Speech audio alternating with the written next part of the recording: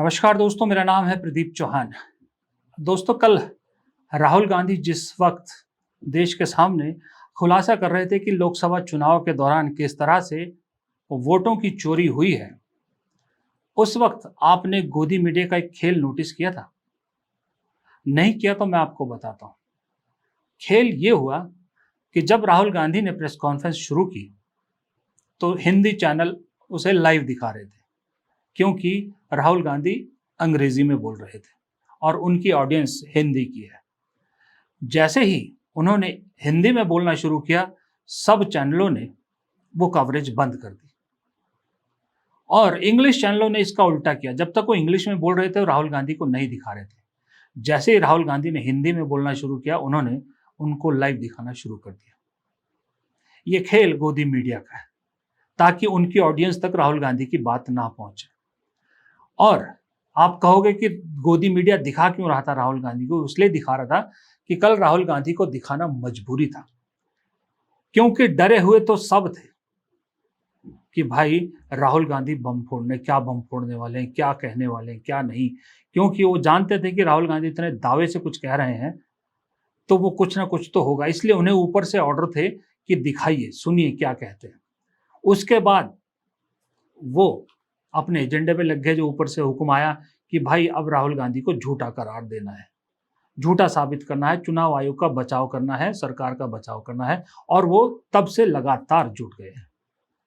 ये गोदी मीडिया का कैरेक्टर बन गया है पिछले 10-11 साल में। लेकिन मैं आज बात थोड़ी सी कुछ और करना चाहता हूं। कल राहुल गांधी ने जो किया, मुझे लगता है वो गोदी मीडिया के मुंह पर एक करारा तमाचा है, या यूं कहें, अगर आप नर्म शब्दों में कहें तो गोदी मीडिया को बहुत बड़ा आईना दिखाया है।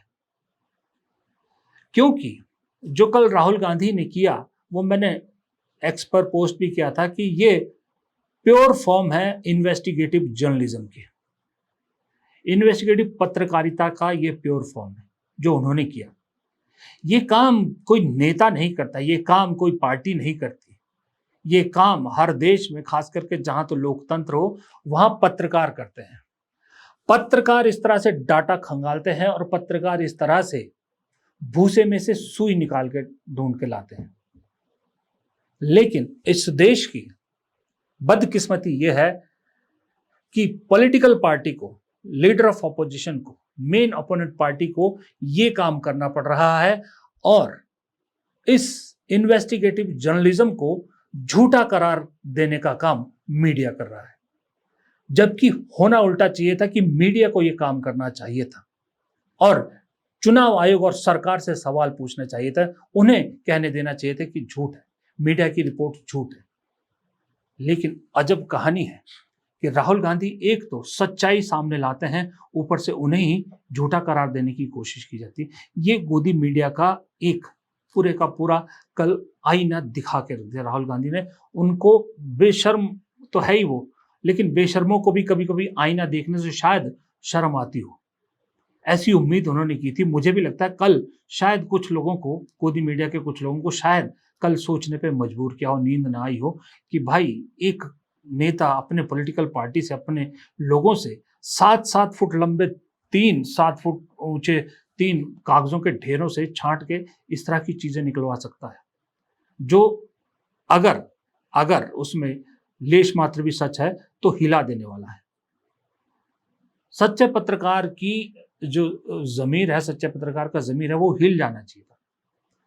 मैंने जब वो पूरी प्रेस कॉन्फ्रेंस देखी, जब मैंने वो देखा जो उन्होंने इतनी मोटे मोटे डाटा निकाल के छापे हुए बाकायदा, ऐसे नहीं हवा हवाई बातें, तो मुझे सबसे पहले तो एक पत्रकार होने के नाते गर्व महसूस हुआ कि चलिए कोई तो है जो सच्चाई उजागर कर रहा है, किसी में तो हिम्मत है।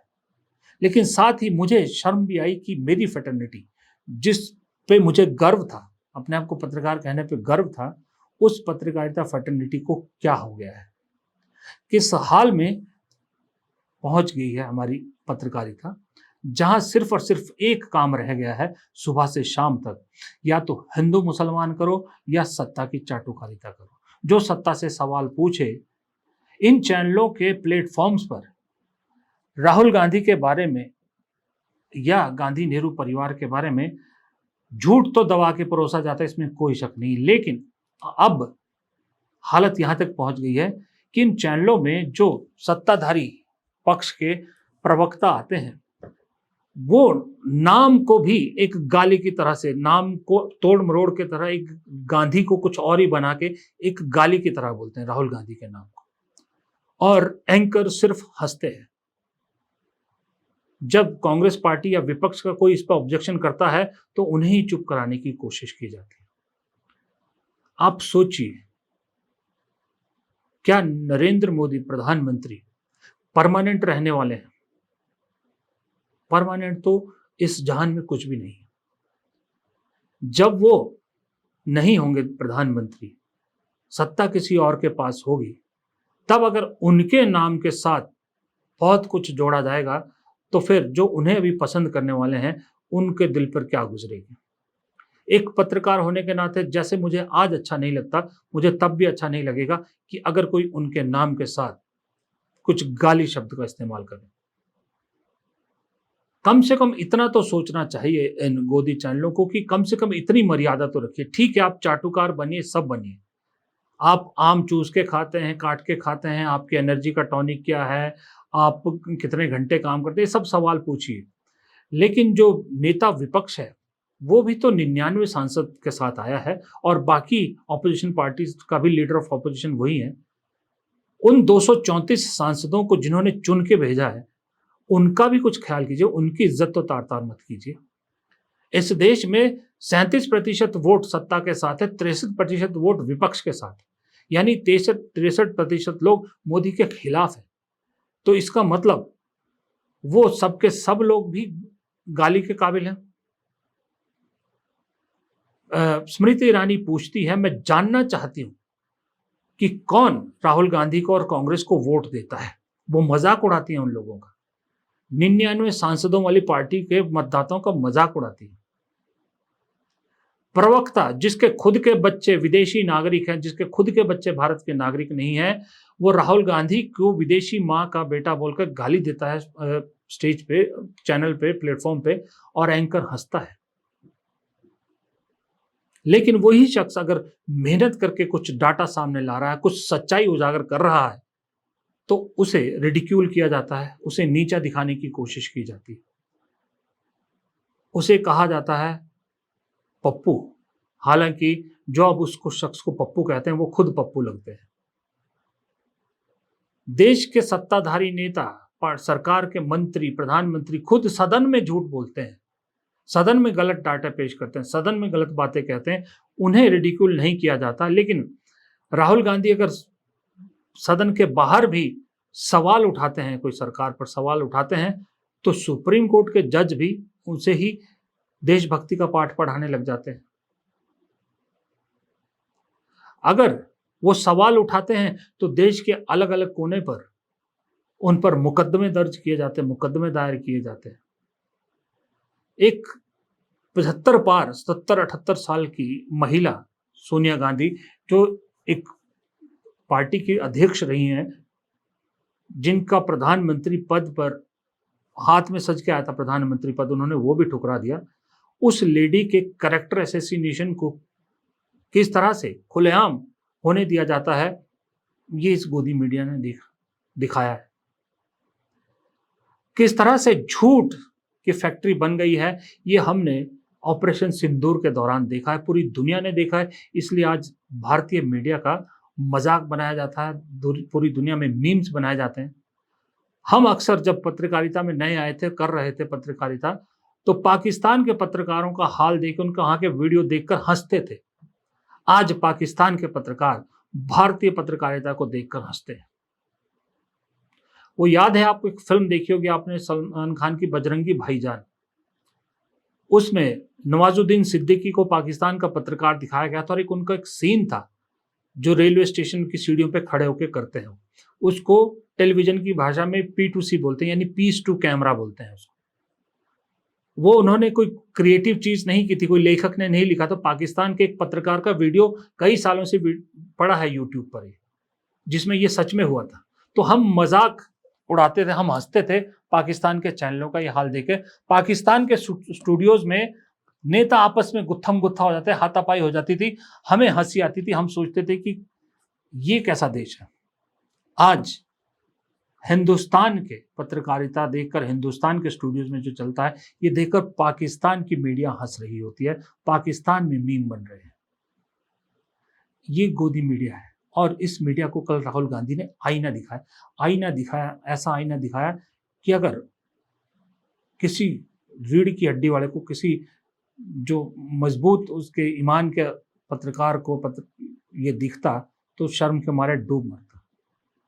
लेकिन यहाँ थोड़ी डूबती, यहाँ तो पर्ची जो ऊपर से आती है उस पर्ची पे चलना होता है, गधे की तरह एक लकीर पे चलना होता है, जहाँ को हाँका जाए वहाँ जाना होता है। एक ज़माना था, हम जब यंग थे, मतलब 25-30 साल के, 35 साल के, यहाँ तक कि जब हम संपादक भी बन गए थे तब भी चैनल रिपोर्टर ड्रिवन होते थे। जो फील्ड में रिपोर्टर जाता है, जो वो कहता है, उस पर विश्वास किया जाता था। एंकर्स जो स्टूडियो में बैठते थे, क्योंकि वो स्टूडियो से बाहर नहीं निकलते, उन्हें कोई जानकारी नहीं, उनका काम उनकी खबरों को पढ़ना होता था। आज की डेट में किसी चैनल में आपको रिपोर्टर दिखते हैं कहीं? आज की डेट में वो देश चला रहे हैं, वो पत्रकारिता चला रहे हैं जो स्टूडियो में बैठे रहते हैं, सारा दिन एसी में बैठे रहते हैं, एसी गाड़ी में आते जाते हैं, एसी घर में रहते हैं, जो फील्ड की शक्ल तक नहीं देखते, बस चुनाव के दौरान शगुन के लिए चले जाते हैं, शूटिंग के लिए जैसे हीरो हीरोइन जाते हैं। स्क्रिप्टेड होता है सब कुछ। ये पत्रकारिता आज की डेट में है, इसलिए पत्रकारिता मर गई है। राहुल गांधी अगर आईना दिखाते हैं तो उस आईने में जो सच्चाई है वो मीडिया को तो नहीं दिखेगी, पर मुझे लगता है कम से कम लोगों को तो दिखनी चाहिए, लोगों को समझ में आनी चाहिए। लेकिन इस देश के किस्मत खराब ये है कि लोग भी समझ नहीं पा रहे। इसलिए राहुल गांधी जब कहते हैं लोगों से कि क्यों प्रधानमंत्री मोदी ट्रंप का नाम नहीं ले पा रहे, ये समझो क्योंकि उसके साथ अडानी का नाम, अंबानी का नाम जुड़ा है, तो राहुल गांधी को अपना वो ट्वीट लिखने से पहले प्लीज अंडरस्टैंड, कृपया समझिए, ये लिखना पड़ता है लोगों के लिए। प्लीज अंडरस्टैंड लिखना पड़ता है। ये इस देश की बदकिस्मती है, लेकिन एक तरह से खुशकिस्मती भी आप इसको कह सकते हो। खुशकिस्मती इसलिए कि अब धरातल पर पहुंच चुकी है पत्रकारिता, इससे नीचे तो कहाँ ही जाएगी। अब वक्त ऊपर आने का है, जैसे इस सत्ता के धरातल में पहुंच चुकी है, अब इससे नीचे ही जाने का है, उठने का नहीं है, किसी और के धरातल से उठने का वक्त है। वैसे ही सही पत्रकारिता के उठने का वक्त भी जल्द जरूर आएगा। फिलहाल इस वीडियो में इतना ही। वीडियो पसंद आया तो लाइक कीजिएगा, कमेंट कीजिएगा, शेयर कीजिएगा और चैनल को सब्सक्राइब जरूर कीजिएगा। नमस्कार।